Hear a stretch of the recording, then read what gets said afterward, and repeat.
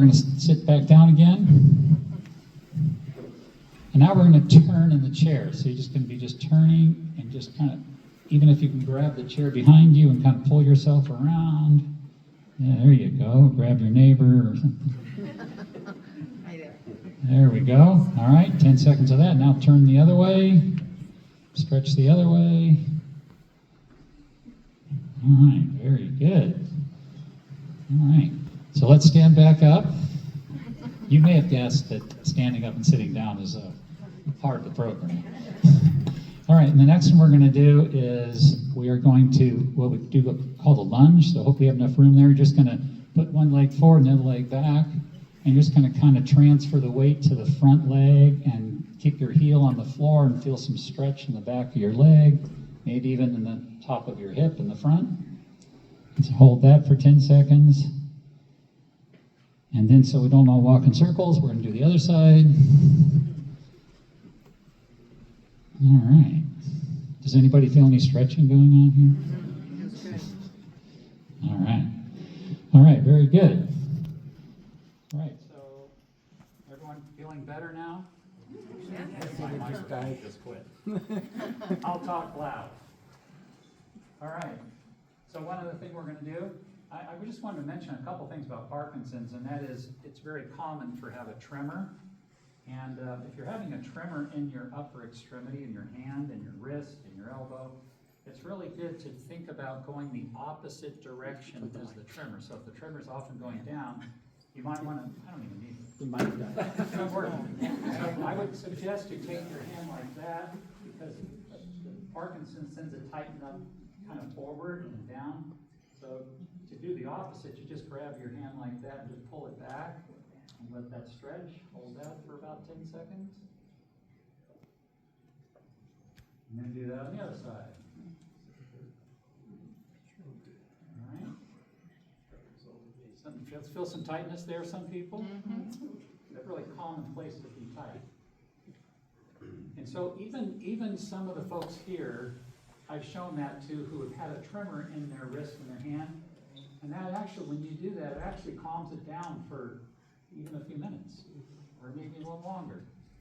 And so just consider that if you're shaking, if you want to kind of get it to stop even temporarily, try that and see if that doesn't help. It often does. I've seen it over and over. Okay, all right. I think everybody can sit back down now.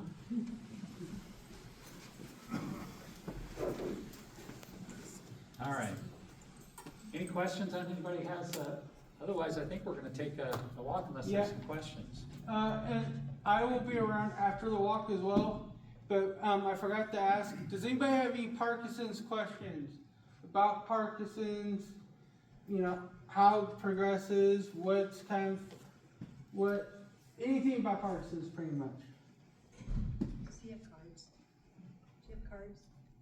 Well, I might have a couple, but yeah, I didn't plan on bringing cards. Yeah. But there's a few people around you can ask. Yeah. Is Parkinson's research being cut?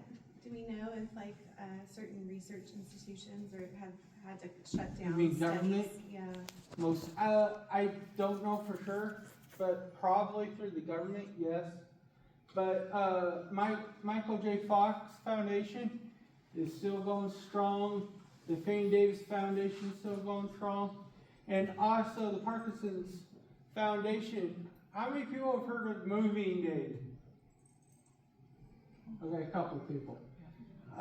Is Moving Days mostly in May, although San Francisco decided to do it a little different this year, and they're doing it actually today in San Francisco. And that's a big fundraiser for the Parkinson's Foundation that goes into research. So right now, I would really rely on those groups. They are putting a lot of money into research. That's how, like, the biomarker test came out.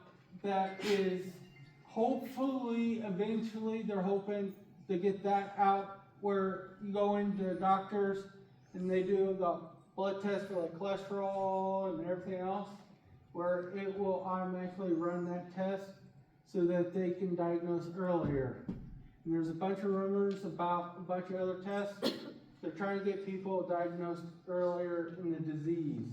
Because they're hoping if they can get early enough that they might, very big might right now, have a little better chance of maybe stopping it in its tracks.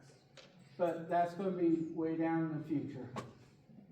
But yeah, good question. Anybody else? Why don't you tell them when the meetings are? Okay, we meet second Monday of the month at the Seventh-day Adventist Church at 10:30. We usually go to 11:30, but technically we hardly ever get out at 11:30. It usually goes long. Yes? How do the shoes work? Okay, the new shoe is an AI shoe. It's a tennis shoe that has a computer, basically a computer in the sole. And what it's doing is constantly getting information about your gait, if you're freezing, and all that. Unfortunately, they're not here, of course. They're out of Sweden or Switzerland. Do you remember, Mom? Switzerland, I think. Switzerland. But they do have a representative here in San Francisco. Do you want information on the new shoe? Yes. Can I send it to you? Yeah. All right. I'll send you some information and the contact. But basically, the new shoe is, and there should be other stuff coming out as well that's AI driven that helps Parkinson's. So AI, good, bad, whatever. There is some good stuff that should be coming from AI. But yeah, the new shoe is very exciting, especially those that have freezing gait and a lot of gait and falling issues.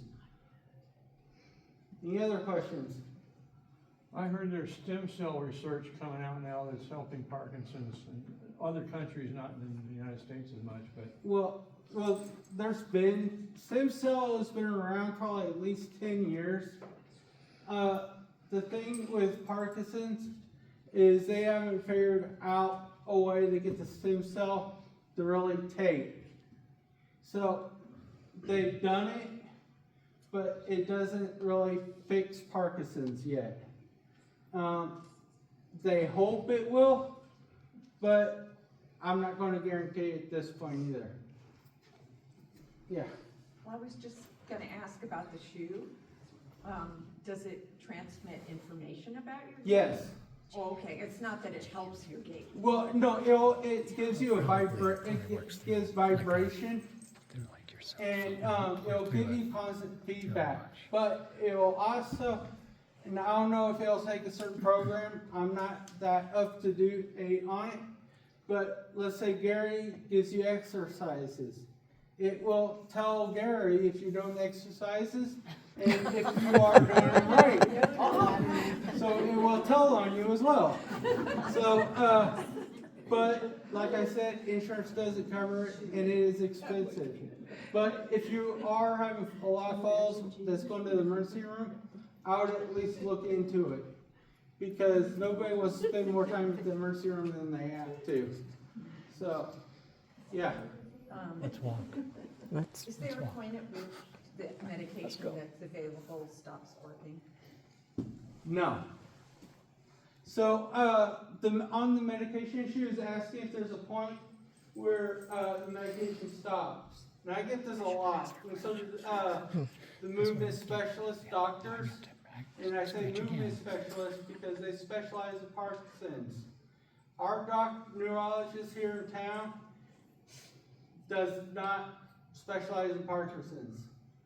So if all possible, go see a movement specialist.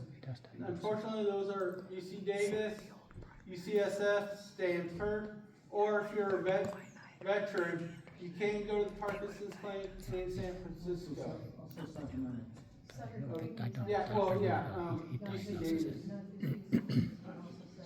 Oh, Sutter? Okay, yeah, Sutter Elm.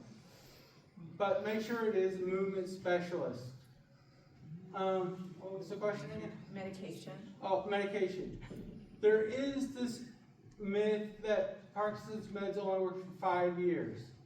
That is completely false. What happens is you have to take more meds to keep up, try to keep the dopamine up in your brain, because as you progress, you're losing more and more dopamine. It's kind of like the oil pan in your car. Starts out with a little leak and ends up with a big leak. And you're trying to fill in dopamine into your brain as fast as it's going out, or faster than it's going out. So you just have to take more and more meds to try to keep up with the disease. So unfortunately, it doesn't stop working. It just means you have to take a lot more meds to try to keep halfway normal. But that's another good question. Thank you. Any other questions? Sean, you want Yeah. to mention the donation bucket in the back? Oh yeah, we are a 50. We are. We're part of. Sonora Area Foundation. Yeah, we're a part of Part Sonora of the area. Sonora Area Foundation now, and they will help us fund different things like this. And with the Sonora Area Foundation, they can only pay an entity. In other words, if we had to have the signs printed, and Sean paid for them out of his pocket, but if now that we're part of the Sonora Foundation, they being the foundation, will pay Staples. So we need to get some funds in the Sonora Area Foundation to keep our fund active. So you can write a check to Sonora Area Foundation with Parkinson Support Group in the memo, and then that would go directly into the account to help the Sonora Parkinson's Awareness Group. Well, they can also write it off on their taxes. And you can write it off on your taxes also, but we'll also take cash also, because we can take that to the Sonora Area Foundation. And also, before I forget, Ryan does have that interview with me on Tommy Access, right?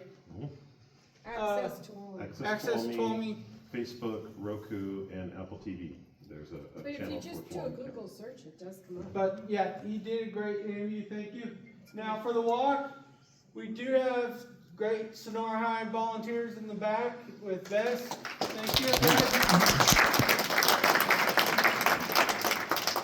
There are wheelchairs this year. So if you want to do part of the walk, but don't feel like you can do the whole thing, do what you can, and then raise your hand, and one of the guys will help you with a wheelchair. Or if you want to turn around and come back, they'll help you come on back. We'll be leaving from here, walking down to the Candy Vault, turning at the Candy Vault, going to Stockton, cross at Stockton Street, go up to the Red Church, and then back down to the Candy Vault, and then back here. So it is just under a mile, but we do have wheelchairs for those that are unable to do the whole walk. Gary? Do we need to exercise again? Pamela, Yeah. you're up. That's right. Pamela's going to help lead it. And her husband. Got it?